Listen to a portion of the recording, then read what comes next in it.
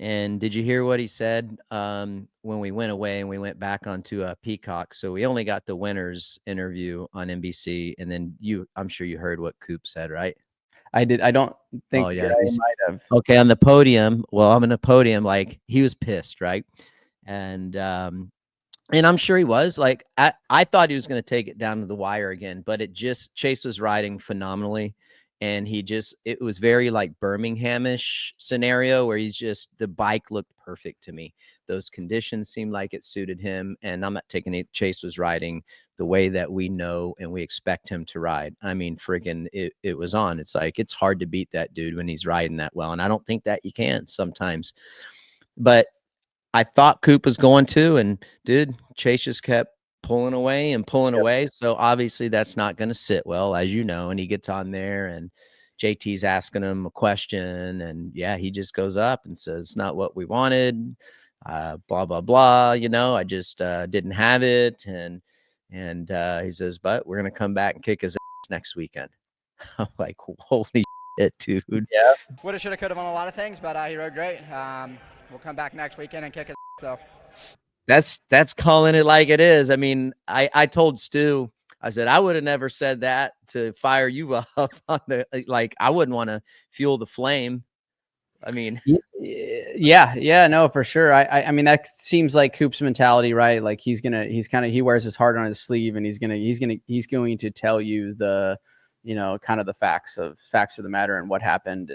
And it just didn't have it in him. Like Chase was on rails. Chase was riding. The bike looked well, like you said. He didn't make very many mistakes, if any at all. I just think he outrode Coop, period. Yeah, no, he did. He did. You know what I see? Do you see this? So whenever the track gets super chattery, I feel like that's where Chase really has an advantage. And I felt like that track was kind of similar to that. Remember how we talked about the track had different elements, like it was like how it was ruddy in areas, chattery in areas, dry in areas, like loose.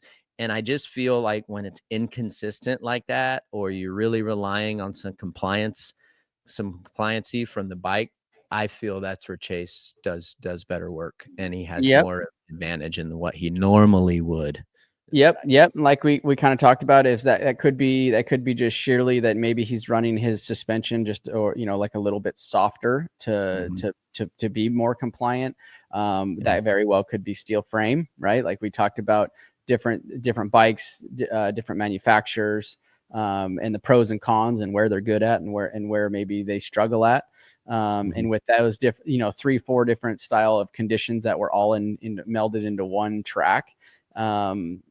I think that he rode, but the thing is he rode well. Yes, the bike was working well for him, but Chase didn't falter. And I know we've been hard on him in the past throughout the season and previous seasons, but he stuck true to himself and rode.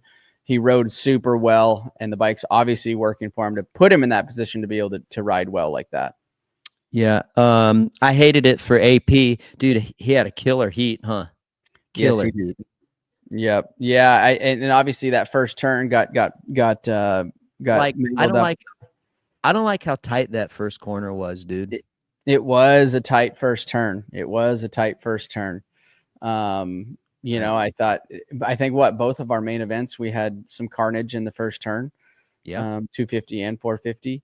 And that's one of the reasons why we beat on that dead horse about, how important gate pick is, how important, executing your start and putting yourself in a good position. But then on the other hand too, it's just sometimes things happen when the first turn is that tight. We saw, I think it was the 250 race where some guys Cody got closed out. There's nowhere for him to go. Out, grabs a tough block, kind of rolls over the top of 3 or 4 of the guys and takes a big chunk of them down. And same thing happened in the 450 with McElrath. He was on the very inside, and he just got closed out. I mean, here we go. We're watching it for the people that are only listening. We're watching the replays. Yeah, and it just narrows up. So I found something out. Look at it. You got AP down, McElrath down. Sexton goes off the track. Coop gets hung up. it was crazy. Like all the championship guys there, you can see the fours off the track. Justin Cooper. I mean, pretty much everyone except pretty much everyone except Kenny for the most part. The front runners. Great comeback by AP. I think he had a chance to win 120%. Hi folks, Lee Diffie from NBC Sports here. If you truly enjoyed what you just watched, you can get more news, interviews, and highlights by subscribing to the Motorsports on NBC YouTube page. You can get it all, so go for it.